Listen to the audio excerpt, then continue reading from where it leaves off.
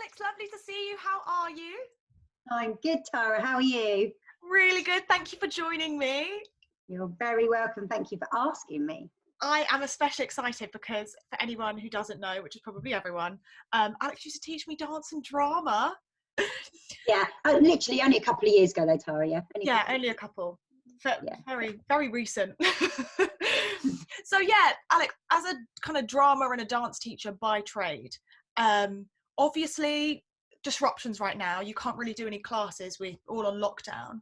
How has it impacted you, and kind of how have you adapted to that?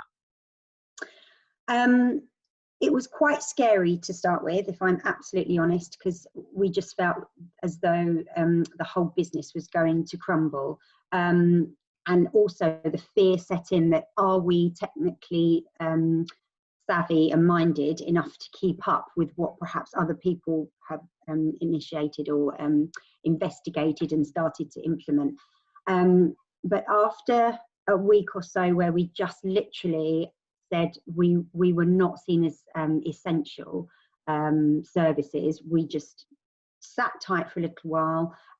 We felt that we needed to just give everyone some time to settle with what was happening in the world, and not to bombard them with, you must still continue to do this, we're offering this, we're offering that.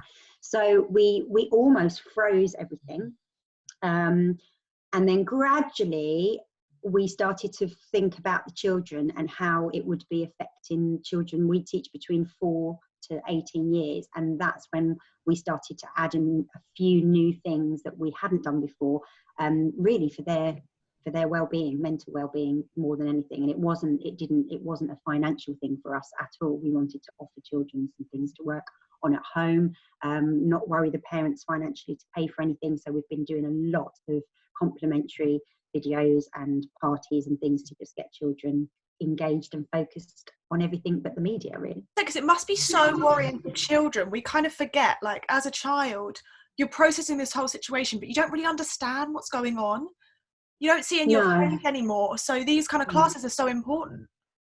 Yeah, and I think that for all the years that I've been teaching, I've seen so many children go through different things in their lives, and our industry, the performing arts industry, is such an amazing outlet for kids that just feel they need to forget whatever's happening in their real life, and they can just be children, be creative, have an imagination for a little while, and almost just have a free rein to enjoy doing something that is not real life for a while. So I felt that was quite important for them.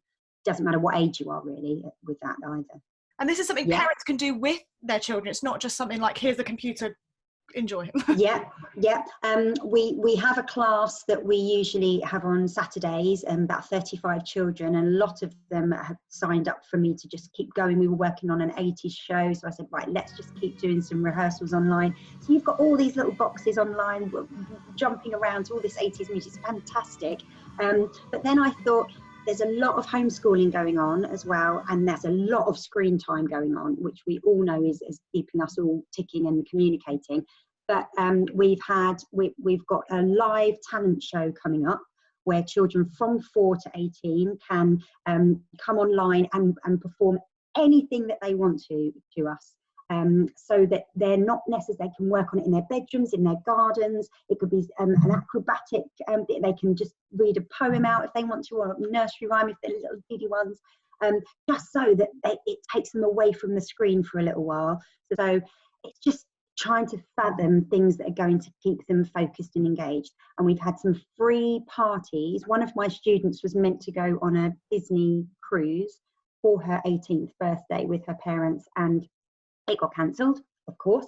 So just said, Alex, what can I do to just focus my time and offer something that's going to keep me engaged? And this fantastic girl, Ella, has created 6 different characters. We've been doing free online parties for children 3+, so anyone really can join in. We've done children's birthday parties, not charged anyone, but then we thought, well, this is silly, we should be doing something to support the NHS.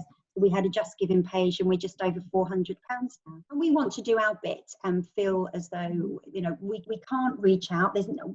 Our industry cannot provide anything. It's not like we're manufacturing masks or any PPE, but what we could do was provide something that's going to help parents sit for half an hour and have a cup of tea while their 4-year-old is actually glued to Poppy the Pirate, and then ask the parents if they put £1 in the donation pot. We've done our bit, as well as supplying something for the parents and the children as well.